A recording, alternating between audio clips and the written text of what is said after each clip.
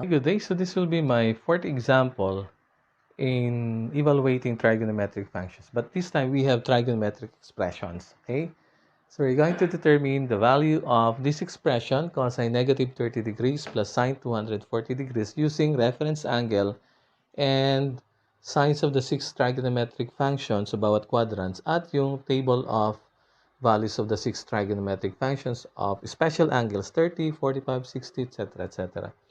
Now, for letter A, alin muna natin yung reference angle. So, negative 30 degrees na andito. So, ito na yung kanyang reference angle mismo. 30 degrees. Okay? For sine 240 degrees na andito yon. Okay?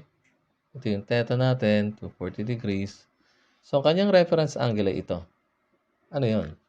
So, that is 240 minus 180. So, reference angle nito ay, what you call this? 60 degrees. Okay? That is 180 minus 240. So, solve na natin to. The fourth quadrant is positive. So, affix natin positive sign. And sine 240 degrees is the same as sine 60.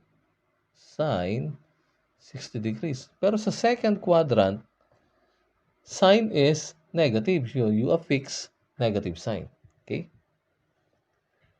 Now, we have cosine 30. Okay na, nakalagay natin tamang signs base dun sa kanyang reference, sa kanyang angle standard position. Cosine 30 is square root of 3 over 2. Okay, so this is square root of 3 over 2. And sine 60 is square root of 3 over 2. Tama ko? Sine 60, okay, square root of 3 over 2 also. So our answer is 0.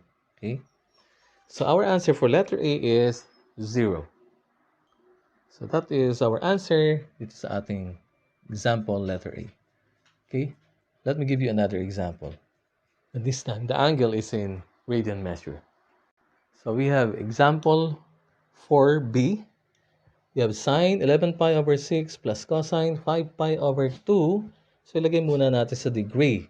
So more than 180 degrees to. No? More than 270. This is more than 270 also. More than one complete revolution. So convert natin. So 11 times 180 divided by 6 equals, so this is 330 degrees. Okay,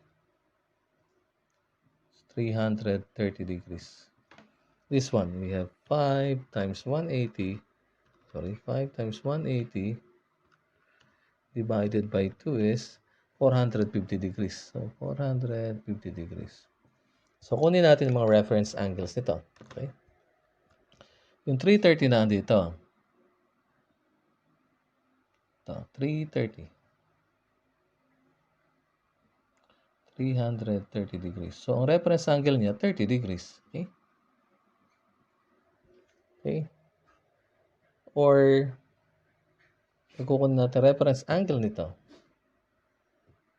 That will be 11 pi. This is 2 pi. Okay? So, ang reference angle nito will be theta prime is 2 pi minus 11 pi over 6. 6 times 2 is 12 minus 11 is 1. So, this is the same as pi over 6. And pi over 6 is 30 degrees. This one, 450 degrees. Ang 450 degrees is, you subtract this by 360. So, 450 minus 360 is 90. So, ibig sabihin, isang ikot plus 90 pa. So, naandito ang kanyang terminal side sa positive y-axis. Ito ang kanyang terminal side. Okay? So, ito ang kanyang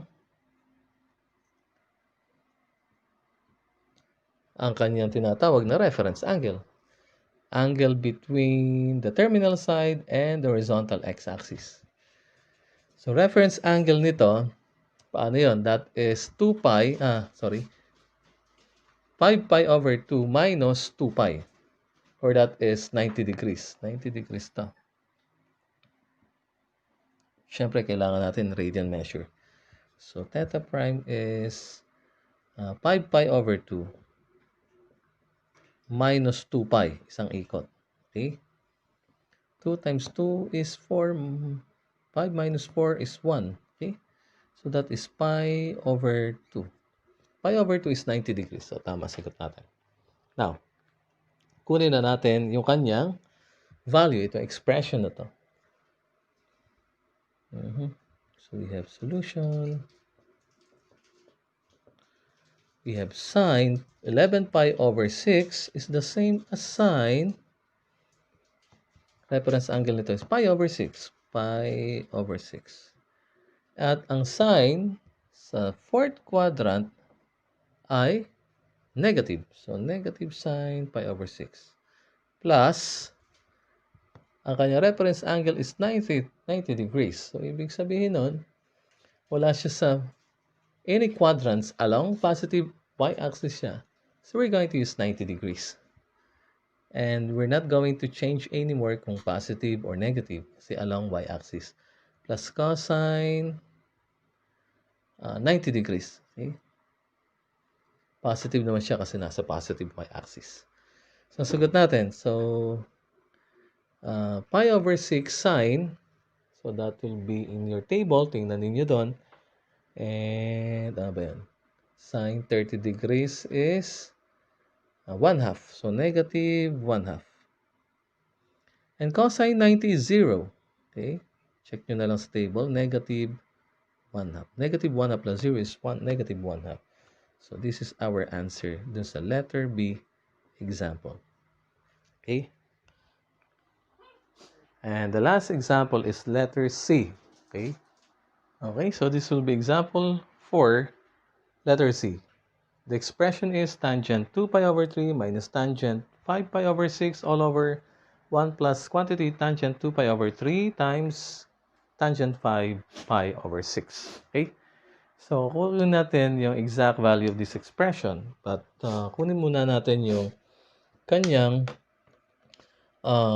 equivalent degree value. Okay? So, 2 pi over 3 is, lagay natin sa degree. So, 2 times 180 divide by 3 is 120 degrees. So, ito ay nasa, ito ay 120 degrees.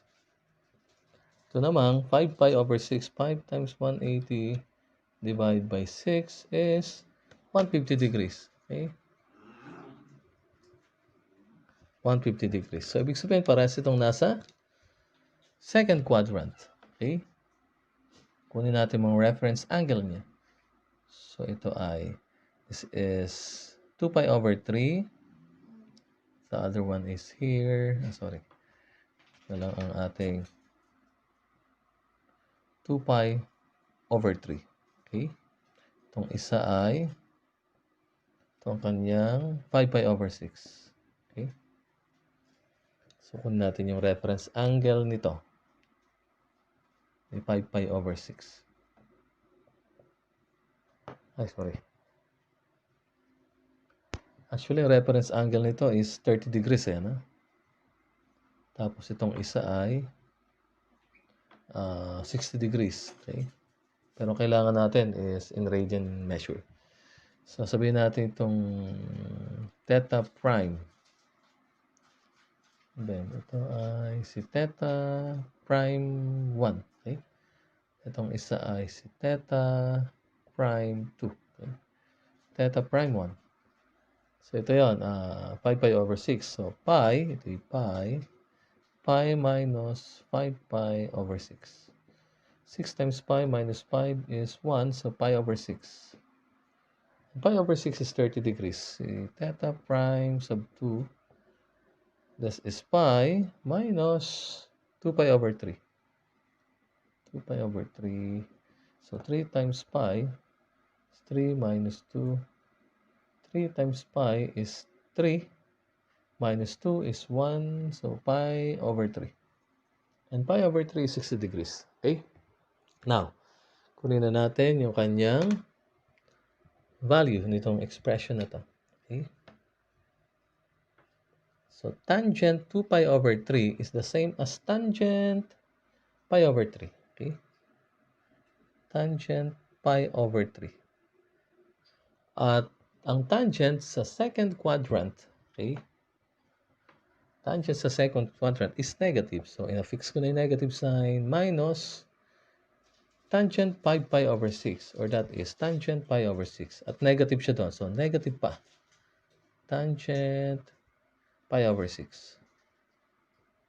Okay? So, 1 plus tangent, no, negative. Tangent pi over 3 times negative tangent pi over 6. Okay?